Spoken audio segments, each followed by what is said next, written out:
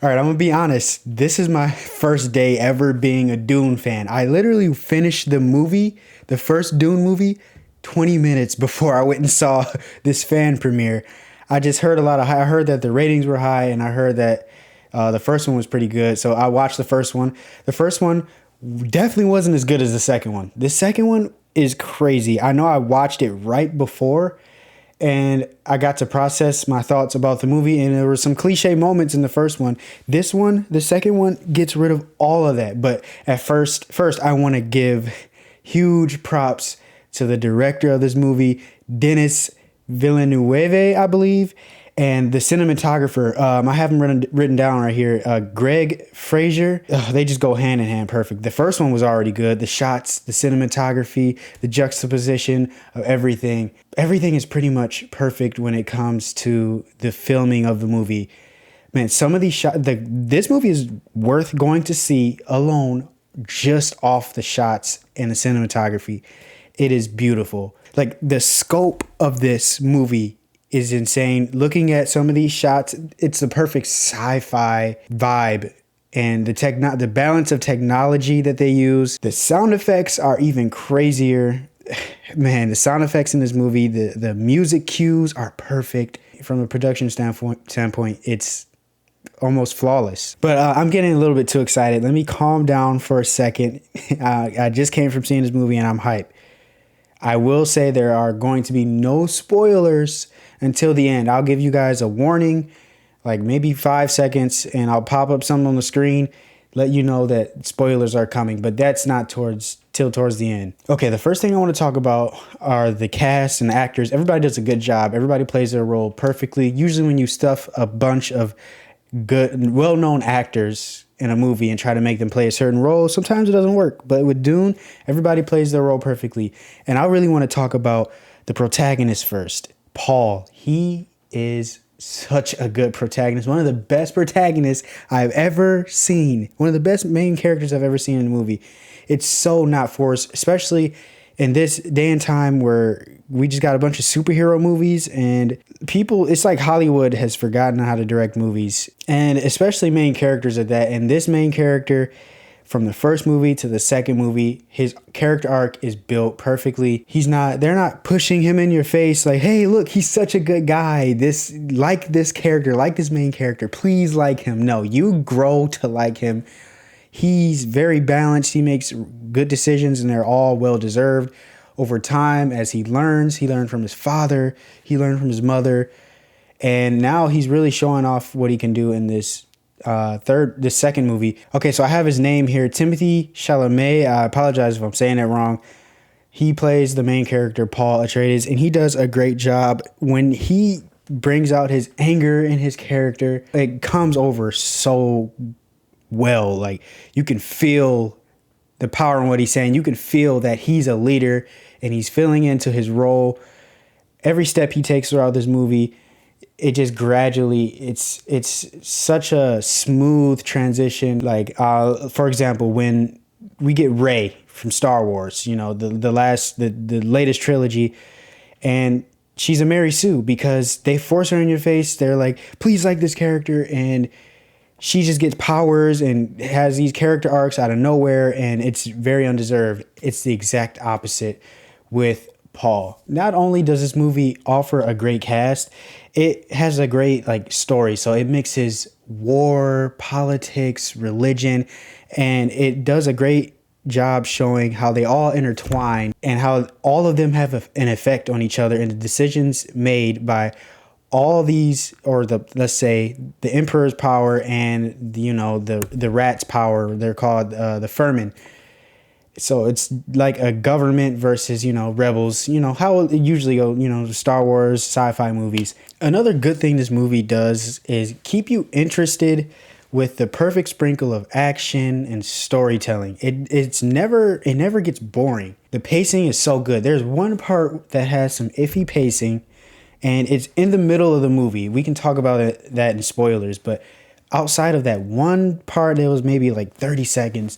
The rest of this movie was great pacing, no hiccups, sprinkles of drama, sprinkles of action, and sprinkles of storytelling, progressing the story at the perfect pace. The writing is constantly giving you enough, but not giving you too much so that you stay interested. That's the best way I can explain it. The first movie was really missing some comedy, some comedic relief. There was times in the movies it was just, I mean, it was so serious. It'd have been nice to have some lightened up moments, and that's what this one did with Stilgar. He was such a lovable character, and to see how he's gained trust with Paul throughout the first and second movie, and now he's just this loving guy everybody likes, and he's making jokes. I think it provided just the perfect amount of comedic relief in this very serious movie. There is some cool tech along with cool shots in this movie. The way they combine the tech and the shots is really good. The sound effects play a huge role too. The sound effects for this movie are basically essential. We watched it in IMAX because, you know, that's what they wanted to do for the fan viewing, and it was pretty much sold out. There was just a few seats in the front, and please go see this in IMAX. It is absolutely stunning. Your ears will thank you, because the sound effects, the sound engineers, they need some crazy credit for the first one too. And then the sound effects combined with the music cues. The music always kicks in at the perfect time to add a really good atmosphere to whatever scene they play it on. Another thing I really liked from the first movie and that carried over to this one that has to do with the sound effects is the voice commands. The voice commands are so cool to me. It's almost like the Force, but for the Dune universe.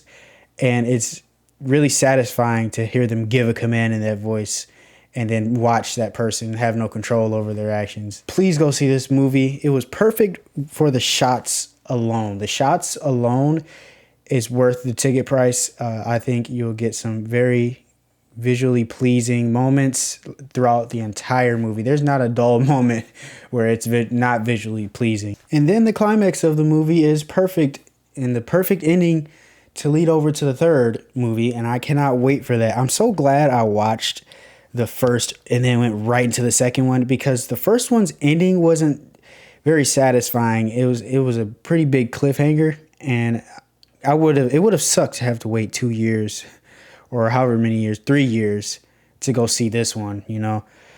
It was perfect. I finished that movie, hopped straight into this one, and it was just like the perfect run over. The movie is better than the first, and that's all you can really ask for, because the first one was good. And this one is just even better. I see no flaws in this movie, really. The first one had some cliches. And this one had perfect pacing, good writing, never a dull moment, great cinematography. Let me know if I'm missing things I should be looking out for in movies. And let me know what you guys think in the comments, too, about what you thought about the movie. But for me, I want to give this movie a 10 out of 10. But it's so long that I don't see, this is not a movie I can see myself watching from start to end over and over again. And I feel like that plays a big role in a movie's score. Now, you can disagree, but that's just how I feel. I feel like some of the movies, this one was a little too long to watch. So I feel like I can watch this movie, but I got to skip to the cool parts, or, you know, the more interesting parts. For me, since no movie is perfect, I will give this a 9 out of 10. You should definitely go see it. Okay, I do want to get into spoilers really quick. Watching Paul just rise up to become a leader, and what makes it interesting is that we don't know if he's going to become a tyrannical leader, if he's going to let the power get to his head, become what his father wanted him to be. He's going to be a noble man, a heartfelt man that doesn't just rule with power. It's very scary because he has to listen to his mother and he has to listen to everybody else, but he also makes his own very wise decisions.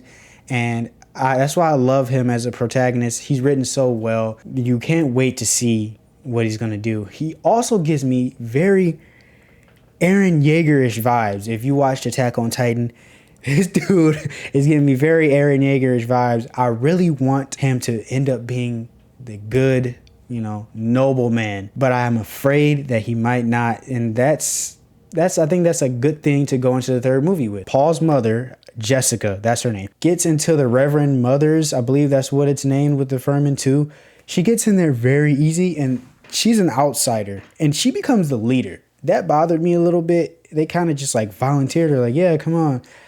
I could be missing some information. Maybe I didn't hear something correctly for why they let her in so easily. That bothered me a little bit, but the movie was so good overall. I can suspend my disbelief. I'm not going to knock any points for that. Another thing that bothered me was in the middle of the movie, we get this fight scene with, I have his name written down here. I apologize if I'm saying his name wrong, but it's like Fade Harkonnen. Yeah, he's one of the Harkonnen brothers, and you know, it's his introduction, and he's fighting in this tournament. And before he fights, there's just this scene where it's just really fast paced. I was like, wait, slow down. Outside of that, that was like 30 seconds, maybe. That one part confused me a little bit. I'll have to rewatch it and see what the heck happened again. So, but I shouldn't have to do that, you know. Could just be me, though. One thing I wanted to praise in this movie was the climax. The last 45 minutes of this movie was just beautiful. The shots, the action, the intensity. I mean, we know there's going to be a part 3. We want Paul to live. But I honestly didn't know if he was going to live because Fade was so crazy strong. Like you got the feeling that, man, this dude is a really good fighter. He's a psychopath, just like they said. And I was really afraid that he was actually going to lose, but I'm glad that he didn't. And even outside of that, the entire ending of the movie is flawless. Overall, perfect movie. 9 out of 10. Definitely go see it. I had a great time. And I am now officially a Dune fan. If you guys like the video, please give me a like and possibly think about subscribing.